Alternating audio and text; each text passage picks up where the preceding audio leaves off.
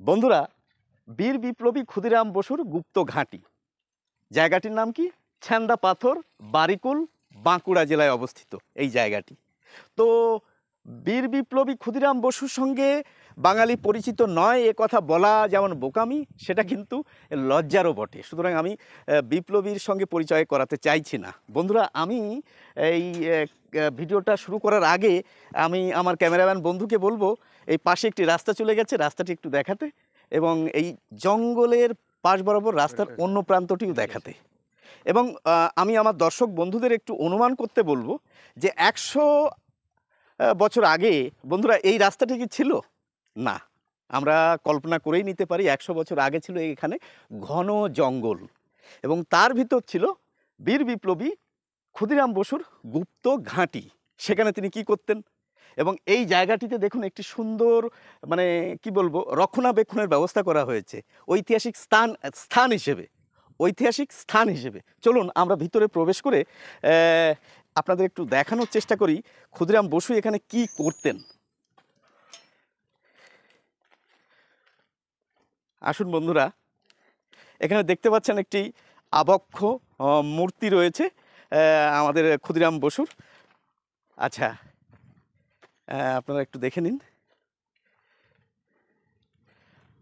রানী বাঁধ ব্লকের অন্তর্গত এই জায়গাটি। এবার যে বিষয়টা দেখে আপনারা চমকে যাবেন, ভীষণ ভালো লাগবে, যারা ইতিহাস প্রেমী তাদেরও ভালো লাগবে, সাধারণ মানুষেরও ভালো লাগবে। এই যে এই জায়গাটি ঘিরে দেওয়া রয়েছে বন্ধুরা, আন্দাজ করতে পারছেন বীর বিপ্লবী ক্ষুদিরাম বোস এখানে কি করতেন? আসুন একটু দেখে নেওয়া যাক। একটা কুয়ো, গভীর থেকে আরও গভীর, হ্যাঁ, উপরে উঠে ক্যামেরা দেখাতেও অনেক সময় ভয় লাগার কথা, এবং চারিপাশটা ঘিরে রাখা রয়েছে। তো আমরা এই বিষয়টি, আমার পাশেই রয়েছেন এখানকারই একজন স্যার, হরে কৃষ্ণ মণ্ডল মহাশয়।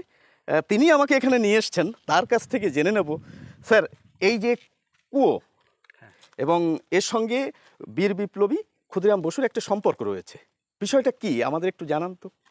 আচ্ছা, ক্ষুদিরাম বসুর জন্ম 1889 সালের 3রা ডিসেম্বর। আচ্ছা, উনি জন্মের সময় বিভিন্ন রোগে আক্রান্ত হওয়ার কারণে ওনাকে ওনার দিদির কাছে সামান্য কিছু ভাঙা চাল খুদের বিনিময়ে বিক্রি করে দেন।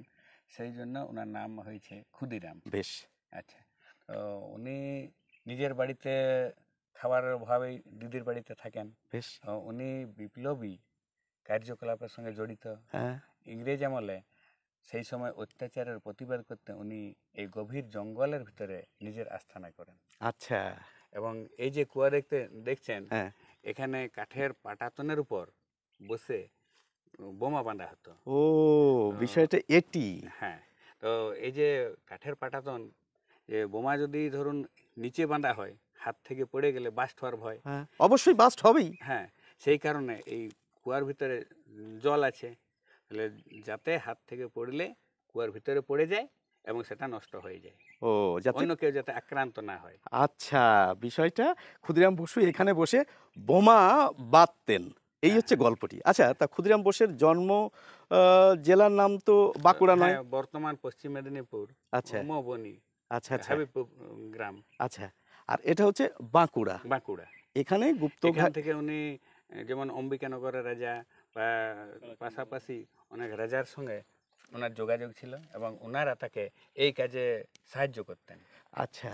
এবং ওনার ওই গুপ্ত সুড়ঙ্গ ছিল, যে সুড়ঙ্গের ভিতর দিয়ে উনি বেশিরভাগ সময় আসা যাওয়া করতেন। সেই সুড়ঙ্গ এখন অবশ্য আর দেখানো যাচ্ছে না। মানে 1908 সালের দিকে ওনার 1908 সালে ওনার ফাঁসি হয়। 1908 সালের 11ই আগস্ট ওনার ফাঁসি হয়। তাহলে আজ থেকে প্রায় 116 বছর আগেকার কথা। 116 বছর আগে। তো বন্ধুরা, 116 বছর আগে এখানে যে গুপ্ত সুড়ঙ্গ ছিল সেটা এখন না পাওয়ারই কথা। হ্যাঁ, কিন্তু স্মৃতিচিহ্ন হিসেবে এই কূপ, হ্যাঁ, এটি কিন্তু সংরক্ষণ করা আছে, সেই কারণে আমরা দেখতে পাচ্ছি। এবং বলবো কি, আমাদের পশ্চিমবঙ্গ নয়, পশ্চিমবঙ্গের বাইরের বিভিন্ন জায়গা থেকে এই জায়গাটি দেখতে আসেন। হ্যাঁ, এই ঐতিহাসিক জায়গার সঙ্গে মানে কি বলবো, নিজেও চোখে দেখার সুযোগ করে দিলেন আপনি, আপনাকে অসংখ্য ধন্যবাদ স্যার। হ্যাঁ, আসুন বন্ধুরা, আমরা এখানে একটা ছোটদের পার্কের মতো করা হয়েছে, যাতে ছোট ছোট ছেলে মেয়েরা এখানে এসে খেলতে পারে। হ্যাঁ, ওপাশে দেখুন এই জঙ্গলের মাঝে এই ছোট্ট পার্ক। একটু আগেই দেখছিলাম ছোট ছোট ছেলে মেয়েরা এখানে খেলছিল, তাদের মা বাবা নিয়ে এসেছিল ঘুরতে, ওরা খেলছিল এখানে।